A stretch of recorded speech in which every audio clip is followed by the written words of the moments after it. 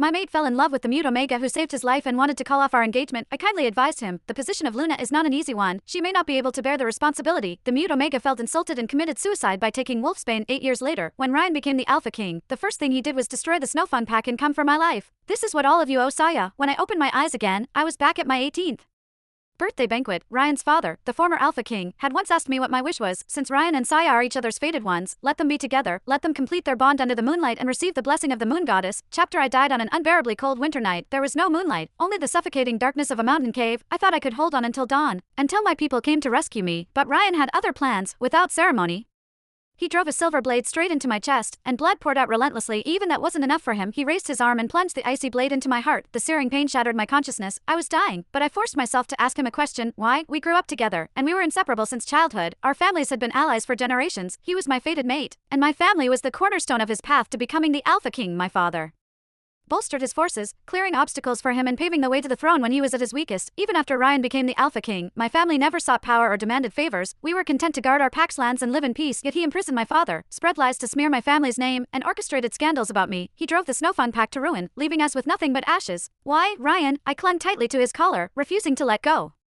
Ryan stared into my eyes with hatred, as if I had betrayed him, even though it was his blade that was ending my life. Leaning down, his voice cut colder than the darkness around us. This is for what all of you owe Saya. Saya, that mute girl. The name felt distant, buried in memories so old I had to dig deep to recall it. And then, from the depths of my mind, I saw her timid, frightened eyes. I couldn't help but laugh coldly. It had been 8 years, so Ryan never forgot her. Ryan, you're such a stubborn, idiotic madman. Before I could finish, he viciously drove the silver blade deeper, ripping my heart out. Blood poured out from my wound, and my vision blurred. The pain was unbearable. When I opened my eyes again, the first thing I saw was a full moon hanging in the sky, its silvery light blanketing the earth. Welcome back to the embrace of the moon goddess, princess of the Snowfun Pack. A familiar voice echoed in my ears, and I shot upright, my eyes snapping open. There was no freezing cave or biting winds. Instead, I was greeted by the dazzling glow of a crystal chandelier, so brilliant it made my head spin. The room was warm and filled with the hum of celebration, the clinking of glasses and lively chatter outside the window. Neon lights flickered, the city bustled with life, and endless streams of cars moved through the night. I stood on a hotel balcony, gazing down at the city that never slept. A servant's quiet voice pulled me back. Your Highness, are you having one of your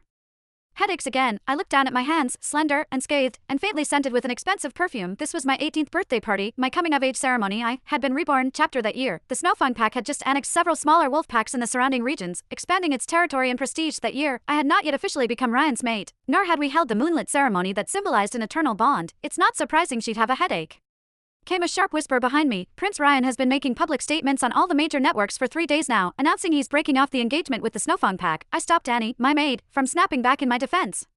The situation was far more complicated than just a broken engagement.